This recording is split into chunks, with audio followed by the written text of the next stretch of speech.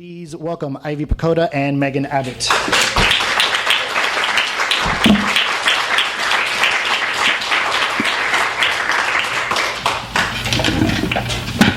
Hi. This is where I always feel so short. Fitting for the subject matter. True, indeed.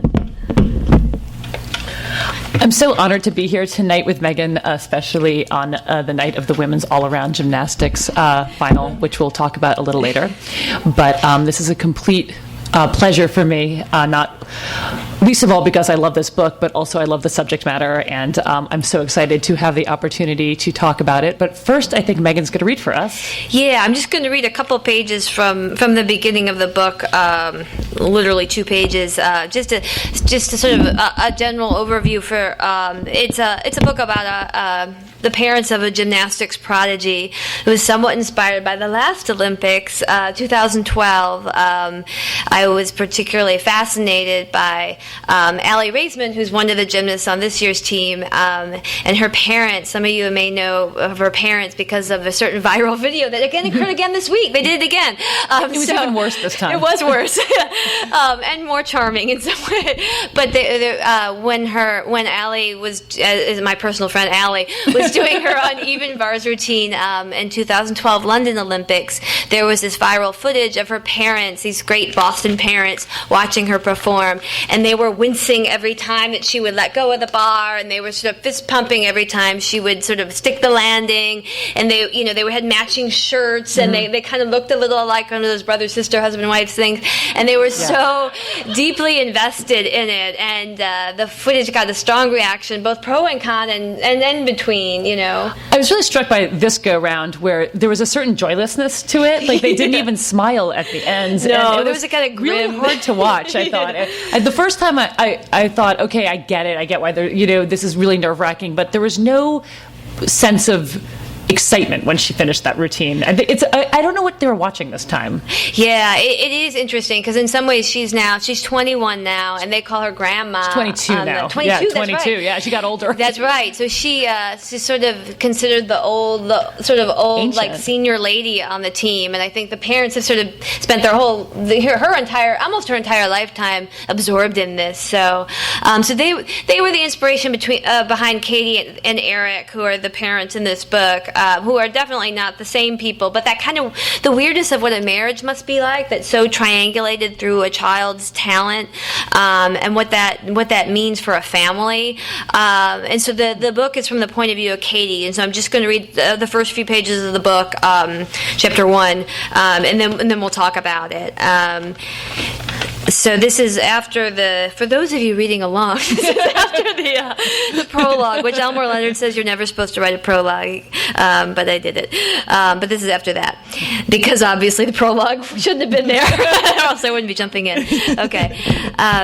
It had been there from the beginning, maybe even before the beginning. In proud parent moments, of which there were too many to count, she and Eric would talk about feeling Devon in the womb, her body arching and minnowing and promising itself to them both. Soon it turned to kicking with such vigor that one night Katie woke up to a popping sound and breathless keeled over in pain. Eric stared helplessly at the way her stomach seemed to spasm with alien horrors. What was inside her, they wondered, her rib poking over her sternum, dislocated while she slept. It was no alien, but it was something extraordinary. It was Devon, a marvel, a girl wonder, a prodigy, a star. Devon kicking her way out, and they had made her. And in some ways she had made them. For years, Katie would touch the spot the rib had poked as if she could still feel the tender lump. It was reassuring somehow. It reminded her that it had always been there, that force in Devon, that fire. Like that line in the poem, the one she'd read in school a lifetime ago, back when life felt so cramped and small, when she never thought anything so grand could ever happen. The force that through the green fuse drives the flower. She's been doing it since she was 3? How is that even possible? That's what other people, never gym people, always said, making private judgments, unspoken charges of helicopter parenting parenting, unmet maternal or paternal ambitions, Olympic dreams. No one ever believed Katie and Eric had never cared about sports or even competition. Eric had played high school baseball indifferently. Katie had never been athletic at all, devoting her adolescence to art class and boys and sneaking off to see bands, the vestige of which was a fight like a girl, GRRRL, tattoo snaking around her left thigh. My 3-year-old just wanted to play, they'd say smugly. We just let her play, as if it had ever been a choice or a decision. It started as play, Eric always told people. It started with the trampoline. Then he'd tell them how one long Sunday he'd installed it in the yard, leaning over the auger rented from the hardware store, a pile of chicken wire, empty beer bottles at his feet.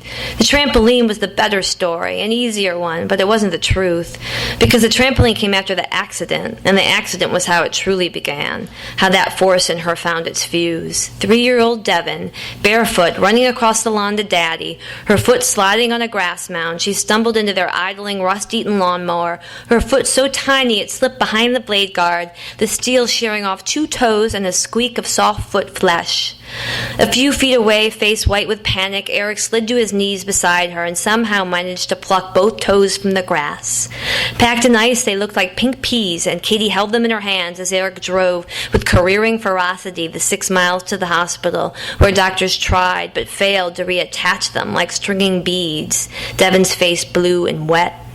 It could have been worse, their pediatrician, Dr. Yassarian, told them later. Sometimes with the riding mowers, the whole foot pops off, and he made an appalling pucker sound with his mouth.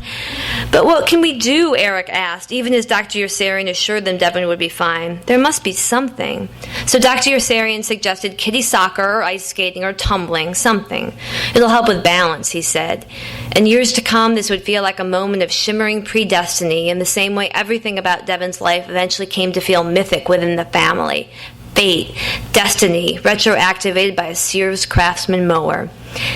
That fall, Katie drove Devon to the Tumble Angels gym on Old Taylor Road and signed them both up for Mommy and Me movers and shakers. At first, she'll be overly cautious, Dr. Yassarian warned, but try to push her. Except it was just the opposite. Within a few weeks, Devon was forward and backward rolling. Chin-ups, handstands, cartwheels as accomplished of those girls twice her age. The human rubber band, Katie called her. Supergirl, Eric called her. Monkey bar superstar. And in some mysterious way, it was as if the foot were helping her. Frankenfoot, Katie dubbed it, making it their private joke. Show Mommy how you work that Frankenfoot. Do the O, the other girls would say, cheering as Devon arched her back from a handstand until her tiny bottom touched the top of her head. Every now and then, Eric would lift her up in the air to see if her backbone was really there. Prodigy, Katie whispered in her most private thoughts, but never said aloud. Eric said it. He said it a lot.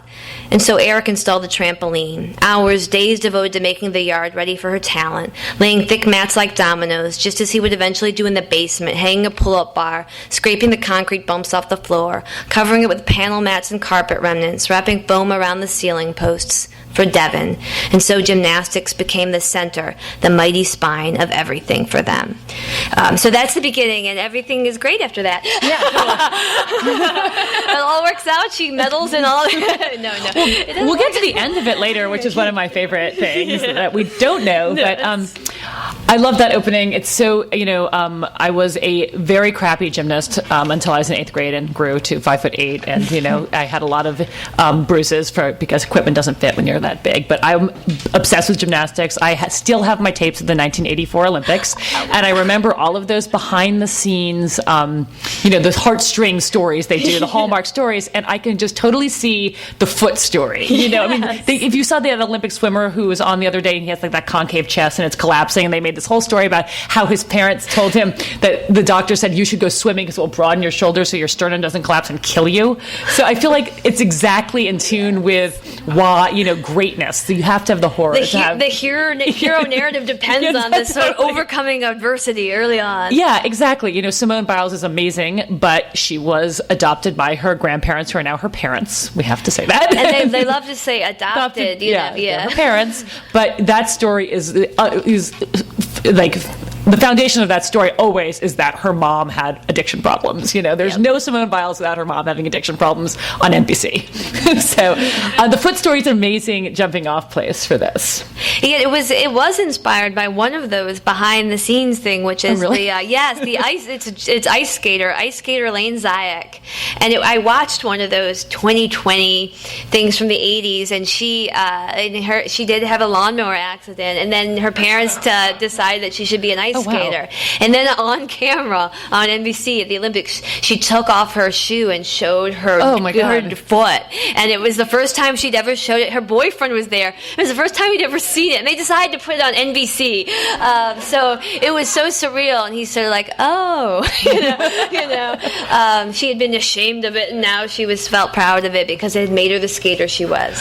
At least it's covered in the boot when they're competing. I could just see in poor Devon's case, like a lot of like close-ups on the beam of like the three toes or whatever.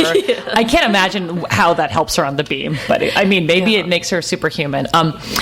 So your last three books have dwelt in I think the woman who reviewed this, a great review in the New Yorker today by a former gymnast, which I think is, congratulations, it's incredible and really well written and articulate.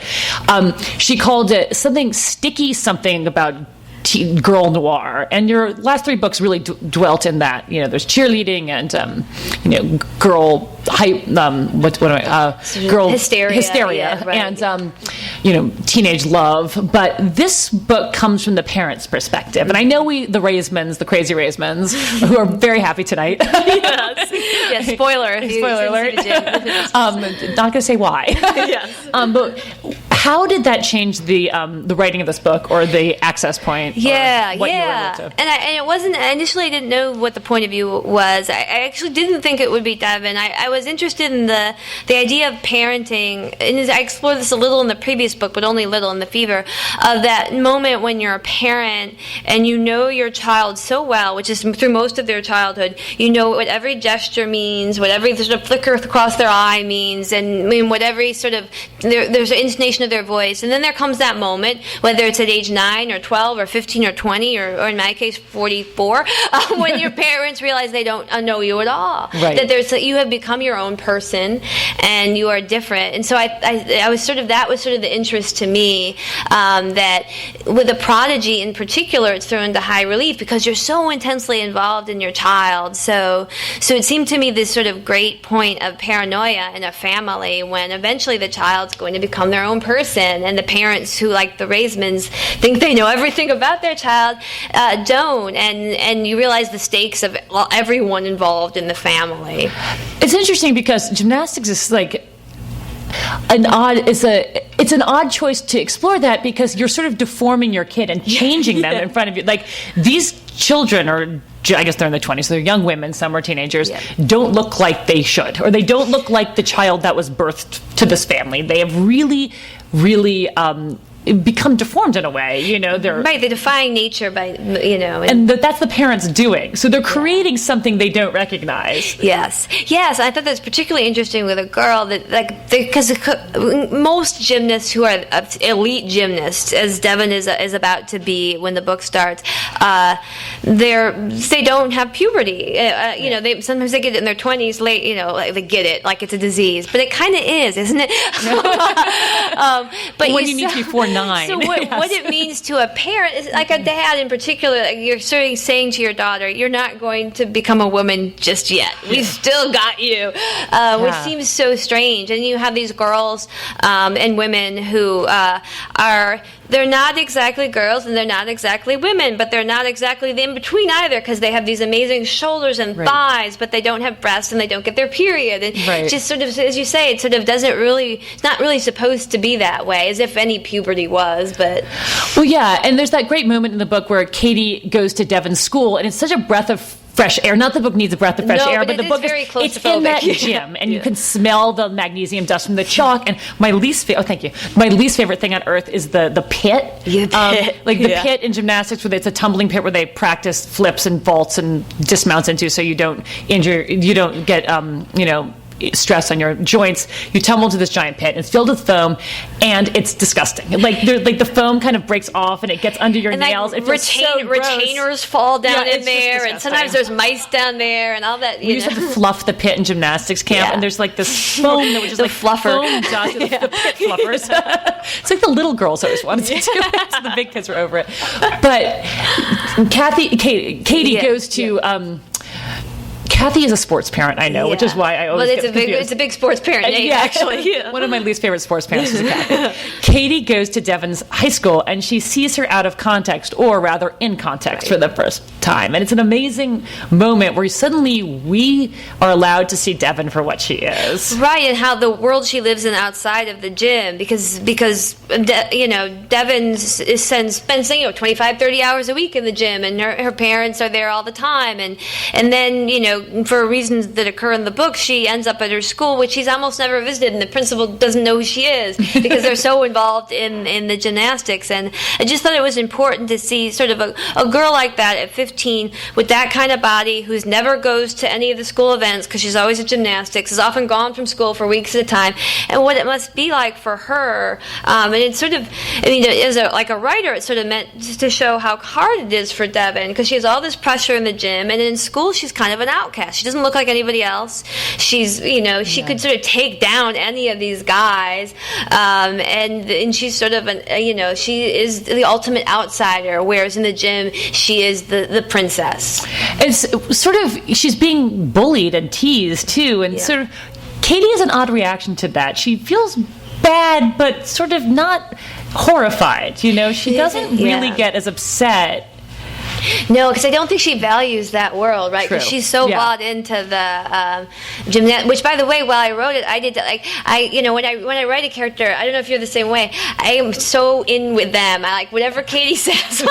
She's right. Yeah, totally. She's right. She got it. And so she sees that these are foolish, and they are foolish children. They don't appreciate Devon's brilliance. See, I've got Stockholm syndrome with Katie, but she doesn't have respect for the outside world, because her whole world is the gym too. Well, but not quite as much as the other parents. No, and that's the really interesting thing about Katie is I think the Fight Like a Girl tattoo sort of tips you off to the fact that she feels slightly above them, and she feels superior to the other gym parents, who are very much what you would think, like potluck suppers and long nails, tiger and mom, sort of probably show up in the track suits. Don't you hate that? When I used to coach squash for really elite athletes, and the moms sometimes would come in their clothes, their tennis outfits, they could step on in case something went wrong in that match. I could step in. They'd be clinging to the door. But Katie's not like that, and she tries to have it both ways. That she you sort of hint at that in the introduction. There was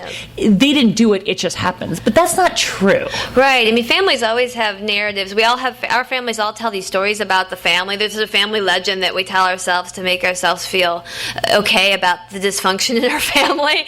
Like grandma was always like this, but in this case, it's sort of the story that they've told is that really the trauma, the thing, parents always feel awful when something happens to their child, and so they feel guilty for it. But then they can say, well, but it was supposed to be this way, or we never would have taken her gymnastics, and she never would have achieved her destiny. So I think that's the story she tells. And for Katie, because Devon is the star of the gym, I think that really enables her to feel special too, because she doesn't have to strive like the other parents for attention for the coach. She's got it. But she also doesn't see her behavior and what she's done to Devon anywhere the same as what the other parents are doing, but it is. She feels superior to them, and she feels she's the cool mom, and she doesn't she's I don't engage with that, but the outcome is still the same. Right. It's sort of, for her, she thinks she's really bought into the story of the family. I didn't have to do anything. I don't have to push my daughter pushes herself. And that a lot is riding on her believing that. Right. I think that's sort of the linchpin. That's what's holding this together, because if she starts realizing what they've done, she can't exist in that world. Like That's right. Yeah, because her husband is really aware, I think. Like I love that he's like the gym mom. Yeah. He's like the head of the, what's it called? The boosters. The boosters. He's like all the women are flirting with him, and he's the head booster, and she's sort of frowned upon by the boosters because she's not quite boosty enough. That's right. And I was sort of inspired by both the tennis dads and the golf dads, which we all know about. That obviously, like with the Williams sisters, I think it's really interesting when the men become involved because somehow it's more special. Yeah. Isn't that nice? Yeah. Because the men aren't supposed to be involved in their daughters' sports, and so he gets this extra pass and he enjoys it. I think he's sort of pleased by this sort of role he has, and he sort of embraces it. It's creepy in tennis. Tennis dads are often a little too involved in getting booted out of tournaments. Yelena Jokic's incestuous father. There's several abusive tennis, and Eric is not abusive in that way, but they're fascinating because it's sort of like they can go further because no one's sort of looking for them to be a problem, except now. There's this sort of you're traveling with your daughter, you're in hotel rooms with your daughter. She's, I've witnessed this firsthand. Like there's this age where you can no longer share a hotel room with you can, but it starts to be a little strange when your daughter's 15, 16. It starts to become this other situation. They're not quite there yet in the Knox family because Devon is supposedly asexual or sexless, which may or may not be the case. Right. But Katie and the other moms are not. Right. They are all pent up and ready to go, and it's a great scene at a party where with parents behaving badly, which is always great, but sports parents behaving badly is extra great. Yes, any sports, anyone I know who went through any sport, that's their favorite scene because they know that the parents always in these situations behave badly. Yeah. Just sort of the parent party where they all drink too much. Oh my God, yeah. And sort of let loose, and they feel like they're sort of king of the world. Well, they're out. There's this sense that they're actually home, but there's this sense, at least when I was traveling with my students, and the coaches also behave badly. The coaches behave really badly, worse than the parents, and there's some overlap there too. But the hotel lobby at 2 a.m. is filled with drunk parents, passed out parents, drunk coaches and parents pairing off. But you're away from home, and that's one of the things that sports creates is this sense of other, where you have license to do that, and you do that so well in that party scene where I think that's sort of one of the tantalizing things that keeps these parents involved too, because it does become this sort of Vegas rules all the time, which is so and they feel special in a way that really has nothing to do with anything they've done other than they've bred this child who can do somersaults or and they want them to do so much more. It's sort of like you get to these girls they're not even allowed to have a piece of bread or but the parents are allowed to. They're doing the living for them. No, it's a bacchanal for the parents because they can do anything. And yet I say this as if I frown on them, but I actually thought I actually kind of love them too because it's sort of like they're going for it, in sort of the noir way. They sort of embraced all their libidinal desires, and they've got this space where they're allowed to do whatever they want. Yeah, it's funny you said noir way. I've read a lot of reviews of the book. I've interviewed you about it for LA Review of Books, and I feel like something no one ever talks about is the noir element or the crime at the heart of this book. Right. Maybe it's because the Olympics are on right now and right now. This moment. Yeah, and I feel like that's been completely overshadowed, and so. What do you feel about that? Does it seem strange to you? In some ways, it's sort of. I guess it's sort of. You're aware when you're a crime writer that to a certain extent you're reviewed only as a crime writer, and it's sort of gratifying to have new. You always want new readers to come in that don't necessarily consider themselves a crime writer, or reviewers who don't review crime to find other things in it, and you're always eager for that. But to me, of course, it's like total noir. Yeah. And anyone who reads noir, it's sort of like it's desire. It's ambition. It's like screwing up all the time and paying for it, in ways you didn't anticipate, back against the wall. But I also think that the reason it sort of carries through is that we all feel that way. I think noir exists and is eternal and is practically invented here in Los Angeles is because these are primitive drives that never go away. It's true, and also the crime at the heart of this book is just sort of the why is this day different than all other days, that all this stuff is going on, and this just brings it to the surface, and sort of it's less it's just the engine that's sort of quietly chugging along, and then there's this, for me, I'm like, is she going to compete? Is it going what's going to happen to Devon? And let's talk about what happens to Devon, because it's okay to say you don't know. sort of leave it. I have my own opinions, but what do you like? Do you feel that Devon is a successful gymnast after this book? Yeah, boy, it's a good question. I sort of like when the book ends, I end my thinking about it, and I wanted it to be where you don't really know what's going to happen. I'm surprised that people have very strong feelings about what will happen with her, and they feel as if I have answered it, but they have opposite opinions of how I've answered it, which I kind of like. I mean, to me, she's her like she's never going to be able to separate her drive from her parents, and she's kind of accepted that at the end of the book. And I think that that's, in some ways, if you're going to do this thing, whenever I see Simone Biles smile, this beautiful smile, and she seems so happy to be out there, I think, boy, what built that smile? Because she's really, really good. I mean, she's just extraordinary beyond measure. Like, no one can believe that. Like, she defies physics, and if you can do those things, then who are you to sort of question how you got there, or who supported you? It seems so special. Well, she's really an exception to the rule. Like, her family life seems pretty normal. I think she's trained less arduously. I mean, she trains arduously, but she doesn't do as much. She came to it later. Yeah, she has had a normal teenage childhood. I feel like a lot of gymnasts don't smile though, and I feel Devon is one of those gymnasts. That's right. And which I'm fascinated by the enigmatic sort of like determined gaze that you see from a lot of them when you have no idea what's going on behind. It's a mask. Yeah, I mean, I kind of like that because there was that whole when Nadia got more athletic and she wasn't doing the little pretty dance with the pigtails and smiling all the time because she looked so sour because her life was pretty hard. But it was defecting and everything, and like the splinters from the beam on her feet, this whole stuff. But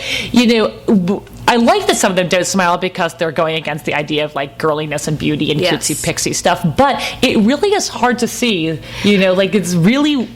It sort of is where you see the crack in the sport where like this isn't great. Right, and you're sort of conforming to so many sets of ideals. I always think that gymnasts, because we revisit gymnasts, most of us, if we follow it all, it's really only every 4 years. It's really when the Olympics come, and then we're aware that there's gymnastics and we watch it. But it sort of becomes, I think, for a lot of us who first started, whether we started watching when it was Nadia or was when Shannon Miller or any of the sort of big, or Mary Lou Retton or whoever, they became our model of girlhood, and then every 4 years it's replaced by a different model. Yeah, exactly. And so it's the way we mark our kind of ideas about American girlhood. And I mean, I remember Mary Lou Retton came at the age where I detested her because I was like a pre-adolescent and I thought she was so perky, and I wanted Nadia, who was so exotic and like refused to, I had really mixed feelings about Mary Lou Retton. I didn't like her. I wanted her to win, but I didn't like her. I liked that Ekaterina Szabo one. She was great. But it's so interesting how we project. So we don't know anything about these girls, but we project. So we were speculating endlessly about which of these gymnasts is Devon. We think we know about them because Well, they also present this world. The TV tells you, the little behind the scenes story, and we know about the Raisins. They're Jewish. They're from Boston. That's odd, for both of those things for gymnastics. It's not a traditional place for a lot of gymnastics, not traditional religion for a lot of gymnasts. I don't think there have been too many Jewish gymnasts. No, when she did have a Nagila, as her music, it was sort of very, that was different, and maybe not all that people didn't love it, but she did. I guess she won the gold on the floor with that. It's true, so it turned out to be a lucky check. But I pretend that I know them. I feel like I feel like I know Gabby Douglas really well, though I clearly know nothing about her because she is going through something that I don't understand. But there's someone else in the book who sort of.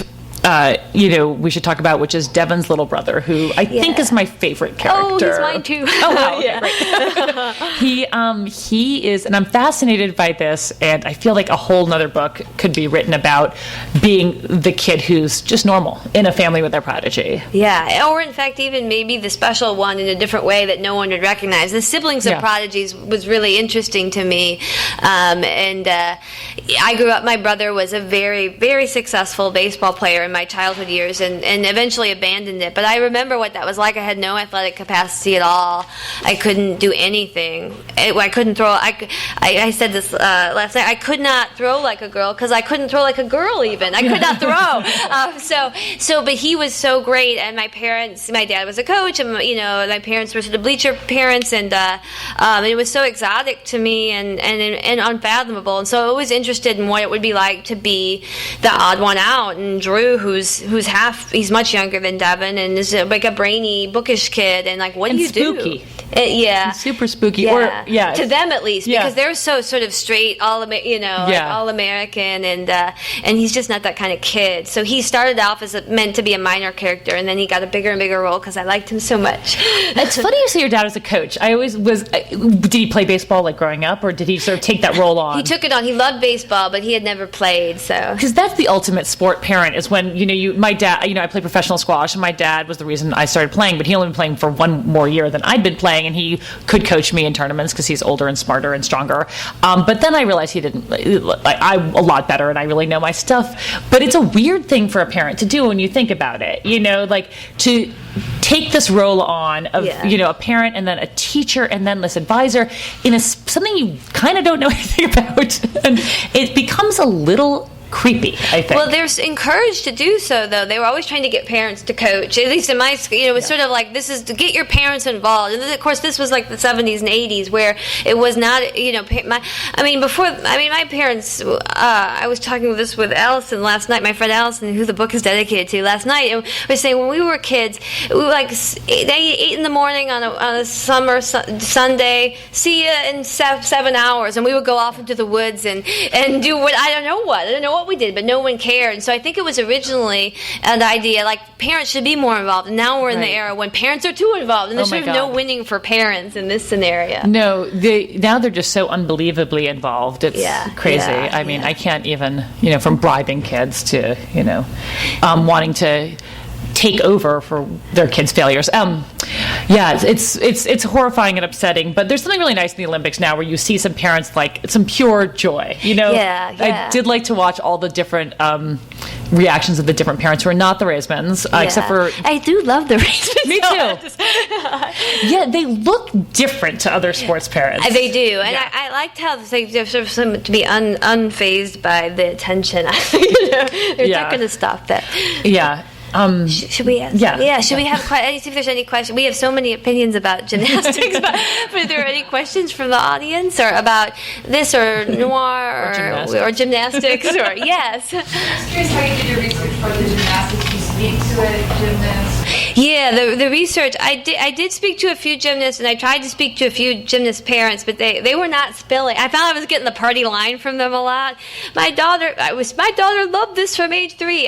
So a lot of the research. I did read a lot of memoirs, and as you probably know, they're either like, this is the greatest thing that ever happened to me, or the gymnastics is like the demon of all time, and it destroyed my life. They tend to fall on either side of those. But the best research mode for me was online forums. There's this thing called Chalk Bucket, which is parents of gymnasts, where they talk about their concerns.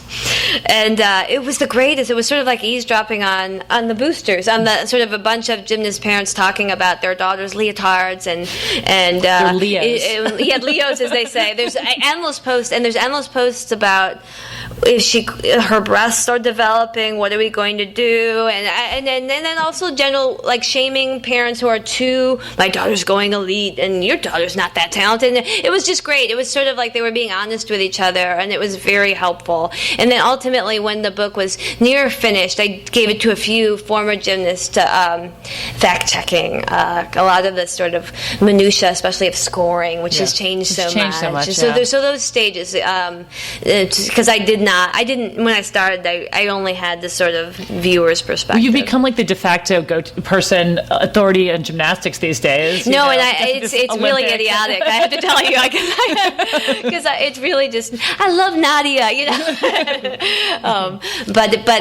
but I was really fascinated with the culture of it, especially, and fascinated with how to describe stunts. Is always really interesting as a writer's task. How to describe something really physical, much like any action in a book, was very interesting to me. Other questions? Yeah. Hi. I know you. what is this fixation you got now with these stunted, prepubescent girls? Well, stunted to you, perhaps. No. The fascination with stunted pubescent girls. I think there's a kind of. I think they're the forgotten stage of life or characters in most fiction. I think they're not taken seriously by the culture. They're considered vapid or perky or bodies to be viewed. And I think the notion that 14, 15, 16-year-old girls would have desires and aggressive feelings and ambitions is sort of still so troubling to the culture at large. Well, especially in gymnastics, where like they're expected to be so unbelievably tough and resilient and do superhuman things, but then, like in on NBC the other day, they described the girls waiting. They're pretty. It was a bad comment. The commentator was like, "They just look like they're hanging out at the mall." You Yes. know? Like, I know what he's saying. They look casual and they didn't look stressed out, but like that's what you think teenage girls are doing with these. Right. Yeah. And they're not supposed to own that they want this or that they are competing against each other, because they sort of have to do these sort of artificial hugs. The hate. Someone on Twitter called it the hate hug, and I love that because it's sort of like they do like each other, I'm sure, but they're also competing against each other ultimately. Absolutely. And so, but no one wants to admit that, so they have to pretend that they love each other, because girls are supposed to be happy and only want to text and talk about boys or whatever. So to me, they're Walter Huff in Double Indemnity. Mm-hmm. They want things, they want them badly, and no one wants to admit it or look at it, and it makes everybody so uncomfortable. So to me, it's sort of the pure heart of noir, and also, the thing that no one wants to look at. Right. Yeah. With the end of everything. Yeah. That sort of set that teenage girl thing in course, and they wanted, they almost didn't know what they wanted. Right. And then, and as a parent of a girl who sort of aged along with your books. Uh-oh, sorry. Be careful. Fever was like, there was a moment in the Fever where I realized, so much about my then, like 17. Yeah. But so how did you go from the end of everything to these, then Question. you had Dinner and the Fever? Yeah. Well, I guess it was sort of, the end of everything was the first book I wrote about, and it's about 13-year-old girl's point of view. Really noirish. Yeah. But really. Yeah, and that's the book I get the most angry emails about. Sales through hard time, by the way, because I think they're so young in that book. But the idea that 13-year-old boys, we expect to have desires, sexual desires, but 13-year-old girls, we don't. We don't want to think about it. And this is what at least all the parents who emailed me about that book. But that was the one. And I realized when I wrote it how this was this sort of weirdly taboo category, this sort of whole world. With any of us who, if we were a 13-year-old girl, if we've ever met one, we know this, but no one wanted to sort of write about it. And then it was sort of a matter of putting them in different environments, and in this case, from the point of view of a parent. So sort of like circling around this and trying to sort of explore it.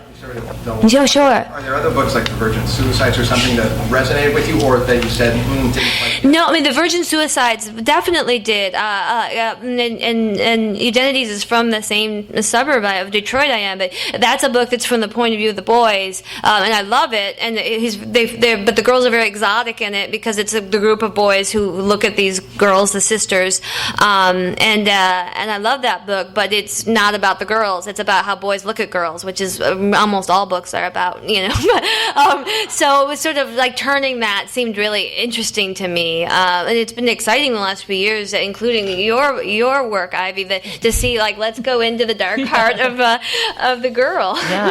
Yeah. I mean, how about for you? I mean, why did I do it? Yeah. Or, I just feel that girl friendship dynamics are endlessly fascinating to me and much more complicated than people think. Yeah. And there's never the good. You're a different person to different.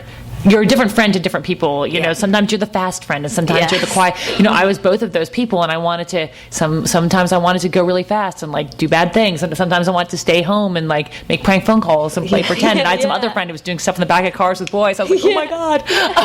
But that's sort of what I wanted to explore. So, and the sort of notion that we all sort of know that femininity is sort of a masquerade, and what girls learn at age 13, 14 is how to put on different masks, and that's sort of a huge part of it, and they have to, because they're going, that's the only way they can hide these feelings they're not supposed to have. Yeah.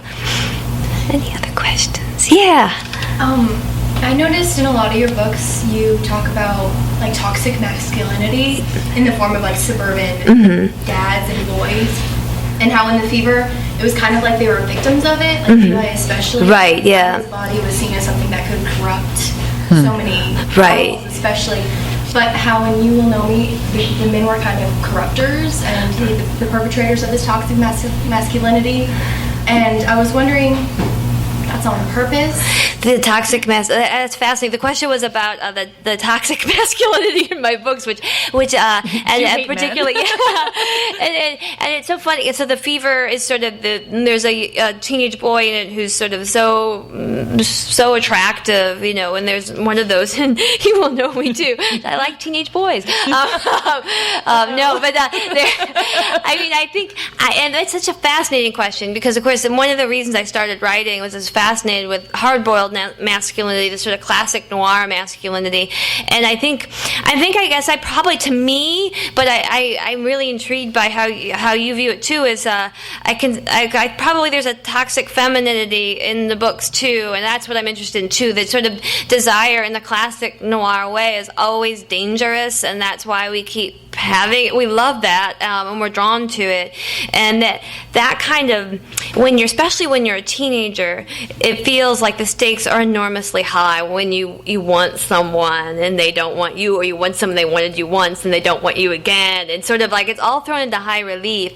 and that's sort of something you're supposed to grow out of, but no one really does. They just learn how to hide it.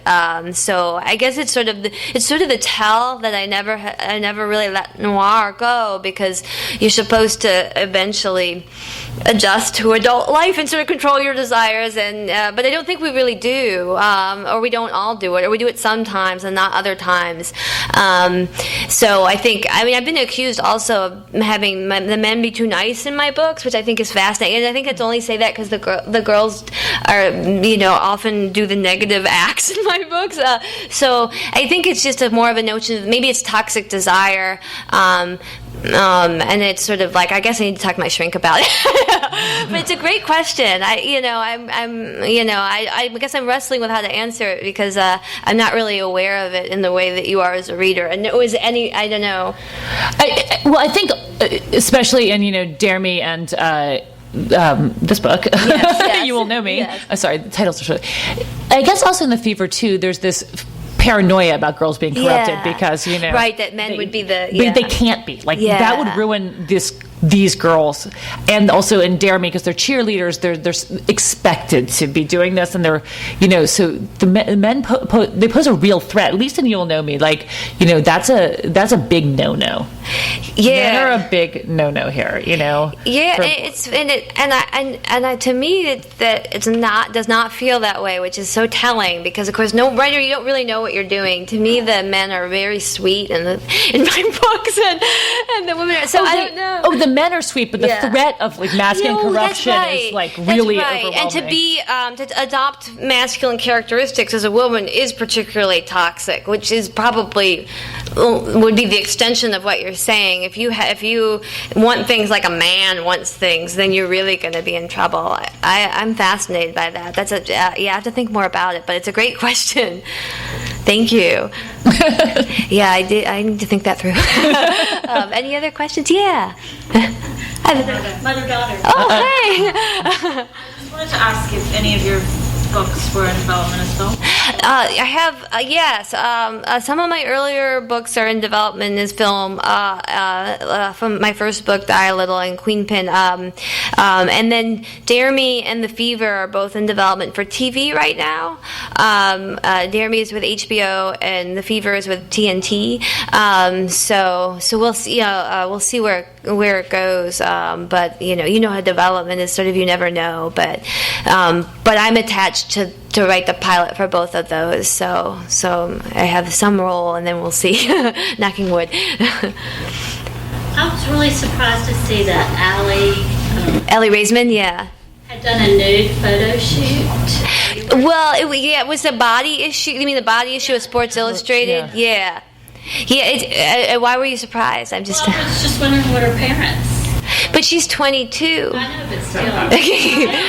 But isn't that interesting? It's very prestigious to do the body issue. It's considered as an athlete because you're showing your musculature, and I think they were thrilled, but I have no doubt actually that they were thrilled by it. My best friend, I the don't know if they were Raisins. fist pumping, but I think it's interesting because I was talking with someone a couple months ago at Vogue about this, and I was possibly going to write for a piece for them, and they realized that they had run in the 80s. They had run no pictures of any gymnast. They did not consider the gymnast body worthy of Vogue, and I think one of the exciting things in the last few years, particularly with Serena Williams and with that this body is now considered beautiful, and the female muscle is considered beautiful in a way it never was before. So I think probably they would view it through that lens. This is an athlete's Well, also, body. I mean, from another totally craven point that I'm reading into the Raisins backstory, please, is that we know Allie has been completely overshadowed by gymnasts her entire career. Yeah. Gabby Douglas and now Simone, and I feel that her parents, being true gym parents and pushing her hard, would be thrilled. Yeah. Also, I have to say, this trend to showing female athletic bodies is perhaps one of the most important things that has come out of Serena Williams' tennis career. She has changed that, and we're not going to go into this because I have a lot to say, but it has been an amazing transformation about how women athletes are perceived, and it couldn't be better. And it's just fantastic. And I think, the Sports Illustrated body issue, and they'll do another. New York Magazine does one, and then they ESPN do. does And one. they've done a lot with these gymnasts. Yeah, in terms of it's showing. beautiful. And Vogue did Vogue, Teen Vogue, my favorite publication.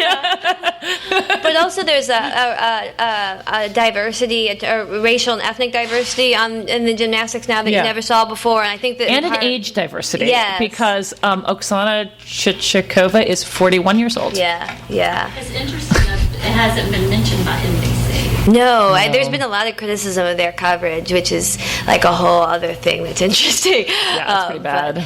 But one thing that has been a little interesting is in the coverage, at least if you watch the live stream, is that what they are cutting out of the main coverage is that the Americans are in a class by themselves, but there are women with different body types doing gymnastics, and that's something I've never seen before. Like, the women on the British team aren't exactly trim. Right. And that's unusual for a gymnast body, and their commentators aren't saying anything about it. Right. And it's amazing what they can do. Yeah. They're big, and they're not.